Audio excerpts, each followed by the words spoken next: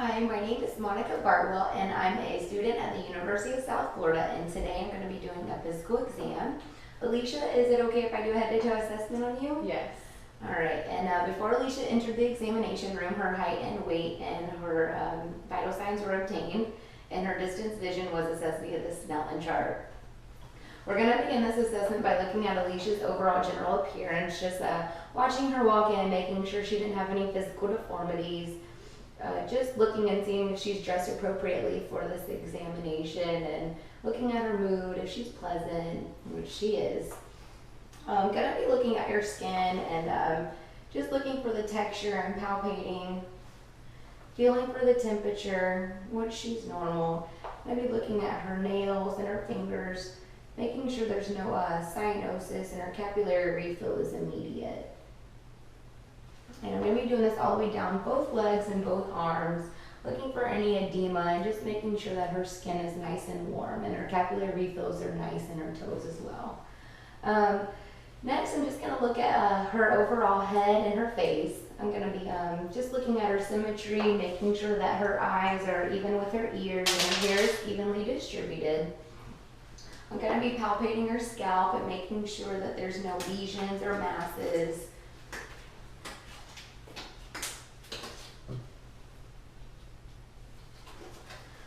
All right, Alicia.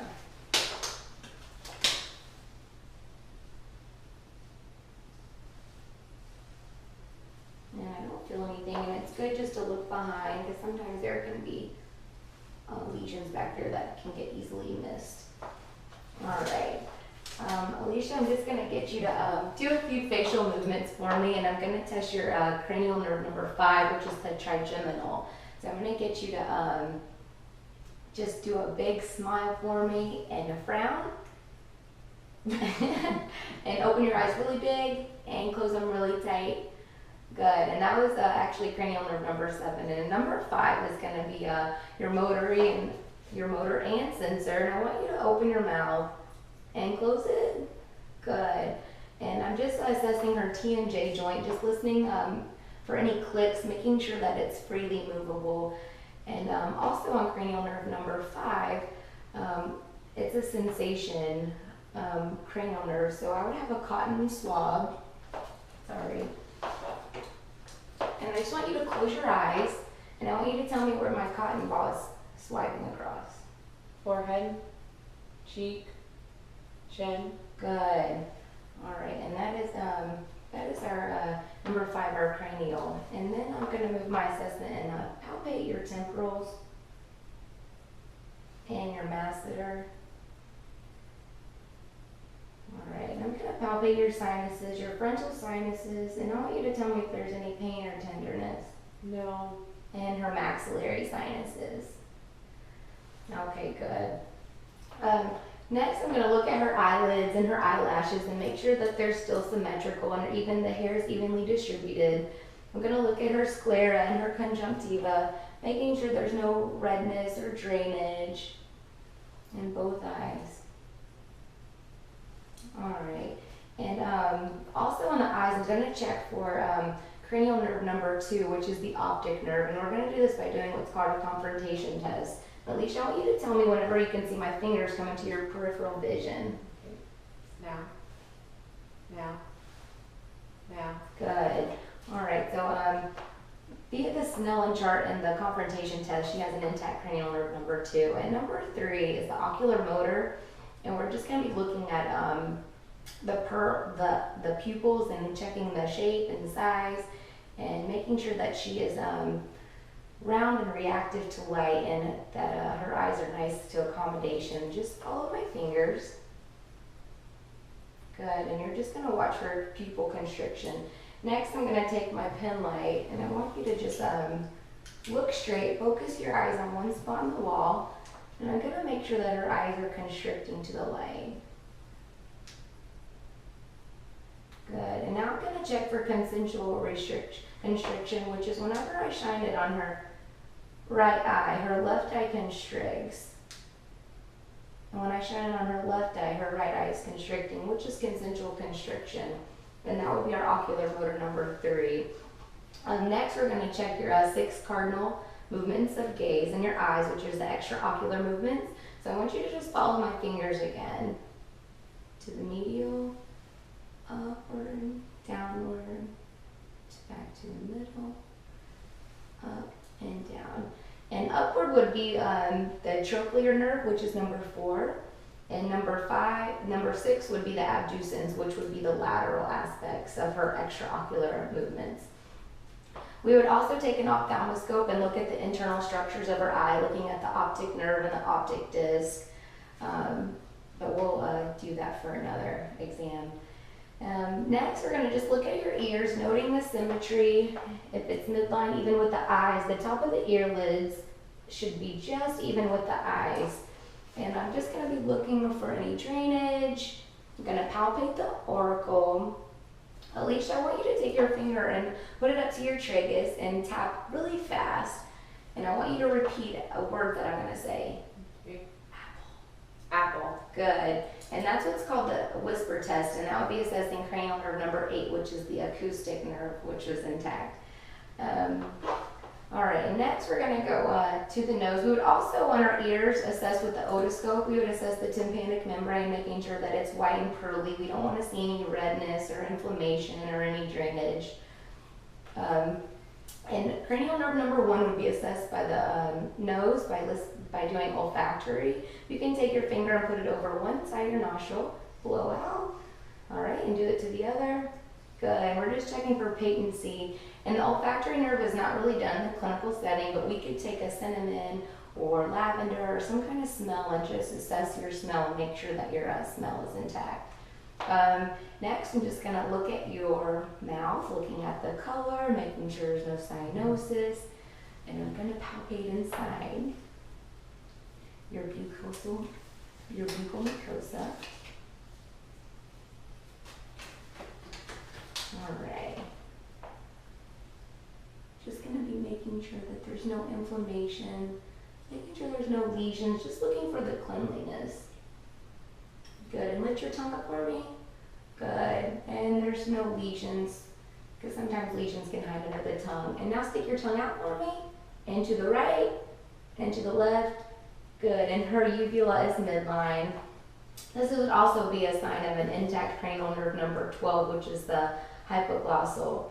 And also we can assess cranial nerve number 9 and 10 with her mouth open, and this would be done with a gag reflex. I would have a tongue depressor, and I would put it on her tongue, and I would touch the uvula, seeing if she had a gag. So cranial nerve number 9 and 10 would be intact, which is the glossopharyngeal and the vagus. The vagus nerve also does the diaphragm, so we would just be making sure that her diaphragm is moving up and down evenly. Okay, next we're going to look at Alicia's neck, making sure that there's no lesions, making sure that her neck is midline even, and I don't see any twisting of the neck. And I'm just going to palpate. I'm going to palpate your lymph nodes and check your pre-auricle, your post-auricle, your occipital. I want you to tell me if there's any pain or tenderness. No. Jugulo-digastric. Look down for me. Submandibular and submental. The superficial cervical, and just turn slightly to the right. We would assess the deep cervical chain, which is best done with her head turned slightly diagonal. All right, look back straight. And we're going to do the superficial, this supramandibular clavicular. All right, and I don't feel any hard nodules or any freely movable nodes. Next, I'm going to look for jugular JVD, which is her jugular venous distension. If I can get you to take a look to the right corner, the left corner of the room. And we're just looking, making sure there's no distension and any pulsations. And we want to note that there's not any heaves or thrills on the carotid artery. And this is actually best assessed when the patient is supine and in a 30-degree elevation. I'm just going to palpate for any thrills or heaves. We want to make sure whenever we're assessing our carotid artery that we're not doing them at the same time, because it could occlude blood flow to the brain. Okay. Look straight for me.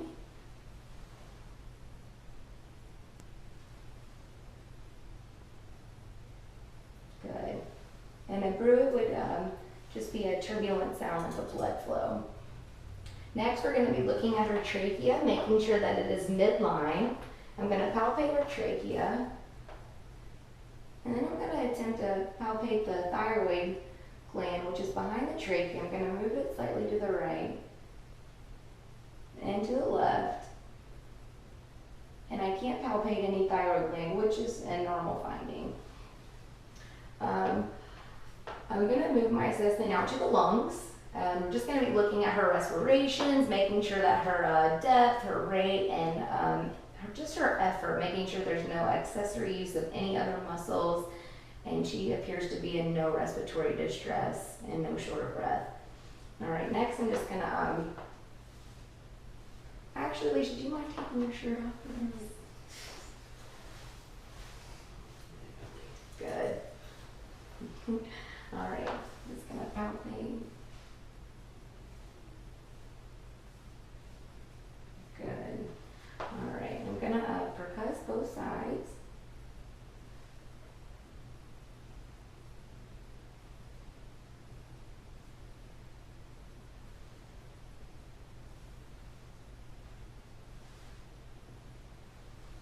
And a normal sound over the lungs would be a resonant sound. If we hear any dullness, that would indicate that we're over a rib cage, like bony prominences. Next, we're gonna look at the carina, which is in the fourth intercostal space on the right side, which would be right about here. And we're gonna note that the right lobe, the carina, and the apices of the lungs start about right underneath the clavicula, both underneath the clavicles. And I'm going to do that. That was the anterior portion of the lung exam. Now I'm going to ask you to turn over and we'll do the posterior side.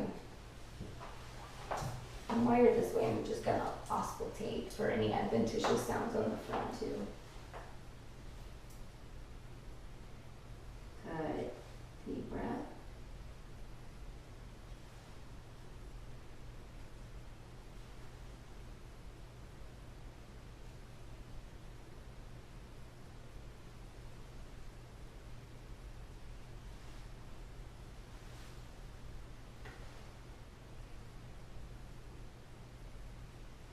Couple more. Alright. Good. Alright. And now we're going to do the same thing on her back. We're just going to be looking at the overall configuration of the chest, looking at the anterior posterior diameter, making sure that it's not, the ratio is not bigger. We want to note about a 1-to-1 ratio. Anything bigger might indicate a COPD. Alicia, I'm just going to palpate back here. Just going to be noting any masses. Tell me if there's any tenderness. All right, and next I'm going to assess for tactile fremitus. I want you to get you just to say 99 each time I move my hands. 99, 99, 99, 99, 99. Good. 99. And we're just listening for any vibrations in her hands. We're going to test the diaphragmatic excursion and get you to take a deep breath. And out, and one more time. Good, and our thumb should come out about 5 centimeters, which is about normal for the diaphragmatic excursion.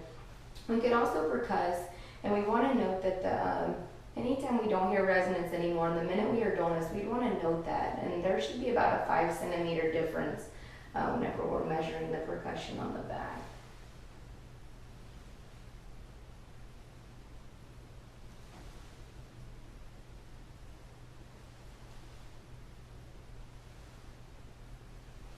We want to hear a nice resonant sound. Good.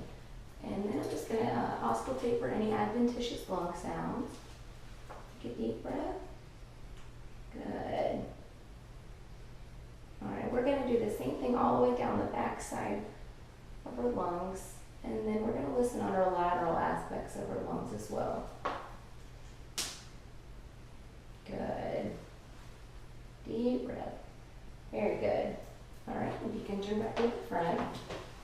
Whenever we're assessing the lungs, we could also take note of her fingernails and make sure that she doesn't have any clubbing, which can indicate cyanosis. You can put your shirt back on. Next, we're going to do the cardiac assessment, and we're just going to be looking for the PMI. We're going to make sure that it's at the 5th intercostal space and we can feel it nice and strong.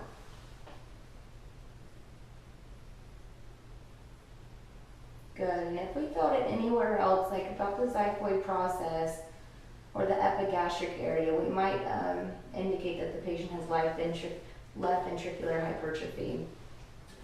I'm going to palpate your pulses. I'm going to check your brachial, which is right by the right deep in the humerus, and your radial, which is the thumb side of your hand, your ulnar.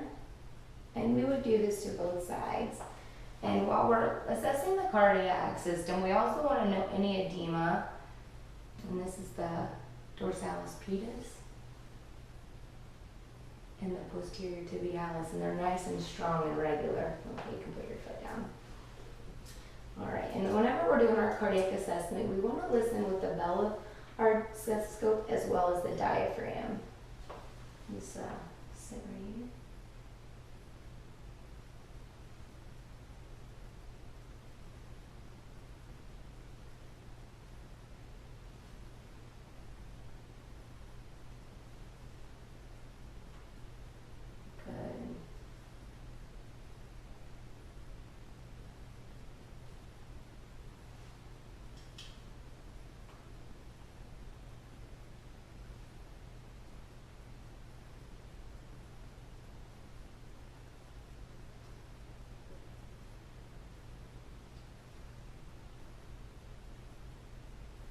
We would also do this with Alicia in a laying down position on her left side. And we would do the same thing with the bell of the stethoscope as well as the diaphragm. And your lungs sounded okay. Next, we're going to move to your abdominal assessment. I can get you to take your, actually, we'll just lift your shirt up. All right. And on Alicia's abdominal assessment, we're just going to be looking at the overall shape and contour of her abdomen. It's nice and flat, and it's round. Oh man, I got auscultate. Whenever we're doing an abdominal assessment, we want to make sure that we're auscultating first, that we don't want to disturb any bowel sounds. So I'm going to listen in all 4 quadrants.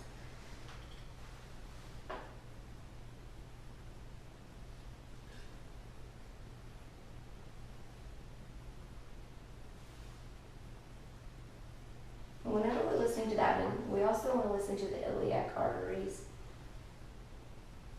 and the renal arteries, and we want to make sure that there's no bruits.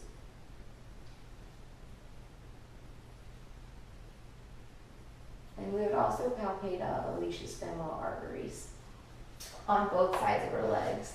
Next, I'm going to do a light palpation on her stomach, and I'm going to be just feeling for any muscle tenderness, any organ enlargement, and I'm going to go to a deeper palpation. And whenever we're assessing the liver, we do what's called a hook liver. I'm going to get Alicia to take a deep breath, and we're kind of going to hook around her ribs, and we're going to do a deeper palpation to feel for her liver. Okay, thank you, Alicia. You can let out your ear. All right. And while you're laying down, I'm gonna go ahead and do a musculoskeletal assessment on your hips.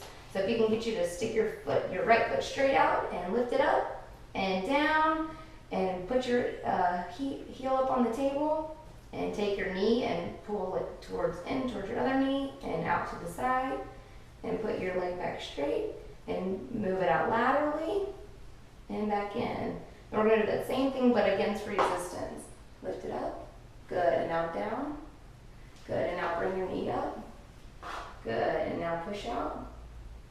Good. I want you to bring your knee in and out. And the same with the lateral. And that's testing flexion, extension, and abduction, adduction, and the subluxation. And we would do the same with the other. All right, and you can bring on around and swing it back around here. All right, and another part of the musculoskeletal, we're just going to go look at the head, and I want you to take your head and laterally bring it to the right and to the left. Good, and this is best, this says facing the patient right on. And I want you to take your chin and touch it to your chest. Now up and back straight. And now I want you to look to your right, look to your left. All right, and same, do it against resistant. Do a bending, and touch your chin and lift it up. And back straight and look to your right and look to your left. Good. All right, next I want you to do a shoulder shrug. I want you to just, good, and now against my hands. Good, and that is also assessing cranial nerve number 12, which is the spinal accessory. Also on your shoulders, I'm going to do abduction and adduction. Take your hands and move it above your head like a gypsy. And now behind your back. And now straight out to the side. And now straight down. And I want you to stick your hands out like in a supine position. And in a pronation. And the same thing against my resistance. Bring your hands above your head. Good, now behind your back. Good, and now lift them straight out to your side. And straight down. And now to the front. Lift up, and now lift down. Good. And that's testing abduction, adduction, flexion, extension, and the rotation of the shoulder, the ball and socket. Next, we're going to, we did your hips. Now I'm going to do your wrist and your fingers. So take your wrist and lift them up, lift them down, to the side, other side, and now against my resistance. Down, to the side, and the other side. Good, and that's flexion, extension, abduction, and adduction. Now your thumbs, bring them down to the top. Same with your fingers, squeeze them in, squeeze them out. Now against my resistance, do your thumbs, do them again. And now your fingers, and now squeeze up against my hand. Good. All right, and I want you to take your fingers and put them up high, bring them down low, again, and again. Good, and that's testing a flexion, extension, abduction, adduction of the fingers, and flexion, extension of the wrist, internal and external, and that was a subluxation of the thumbs. Next, we're going to do your knees. I want you to take your knee and extend it straight out, and back down, and against my hand, and back down. Good. And we would do the same with the other. I want you to take your feet and lift them up, push them down, and now against my resistance, and now push on the gas. Good. Now I want to do your ankle. I want you to move your ankle inward. This is inversion, out, exversion, and now against my resistance. Good. And now take your foot, and that was plantar, and dorsiflexion and plantar flexion. All right, and now I'm going to assess your spinal curvature. If I can get you to just stand up. And if you can just face forward. And I want you to take your hands and try to touch your feet with that. Going to be just looking at your spinal curvature, making sure that there's no kyphosis or scoliosis. And straight back up. All right, and I want you to bend to the right, bend to the left. Good, and now twist to the right, twist to the left. Good. And now bend against my resistance to the front, and now to the back, and now to the side, and now the other side. And now bend to the right, and now bend to the left. Very good. All right. And while you're standing, I'm going to go ahead and get you to do a gait test. Just take a couple steps forward, and a couple steps back. And now I want you to do a tandem walking, and that would be a heel toe. Just proceed towards the door, doing a heel toe. And the same thing moving back. And we're just noticing her gait and her balance, making sure that her movements are nice and smooth. All right, Alicia, while you're standing, we're going to do what's called a Romberg test. You can just take your hands, extend them out just like this. And I want you to close your eyes. And I want you to stand like that for about 20 seconds. And I just want to make sure that her balance is okay. And she's not having one arm drift down, one arm drift up. Okay. Now we have about 20 seconds. And next we're going to do the pronator drift. I'm going to try to push resistance against your hands, and I want you to try to put them back in place. Good. Okay, Alicia, you can have a seat back up on the table. Okay. Also a part of the neurologic exam, we're gonna do what's called the memory test. I want you to repeat 3 words I'm gonna say to you. Facebook, Apple, baseball. Facebook, Apple, baseball. Good. So she passed the memory test.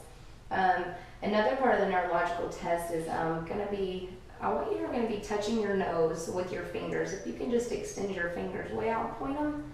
And now take your right finger, touch your nose, and your left finger, touch your nose, and do it quickly. Good. All right. And next we're gonna do you can put your hands down. We're gonna do a rapid lap slapping. So if you can just take your hands up and then back and forth, nice and fast, like you're playing patty cake. Very good. And we're just noting any smoothness, making sure that her movement is nice and smooth and she doesn't have any involuntary muscle spasms. Next, I'm going to do sensation. And I want you to just tell me if it's the soft side of this Q-tip or the hard side of this Q-tip whenever I'm rubbing it on your hand, okay? Close your eyes. Soft, hard, soft, hard, soft, hard. Good. All right, and so she would pass the sensation part of the neurological exam. Alicia, well, that concludes our assessment for today. Do you have any questions for me? No. Okay, well, thank you so much. Thank you.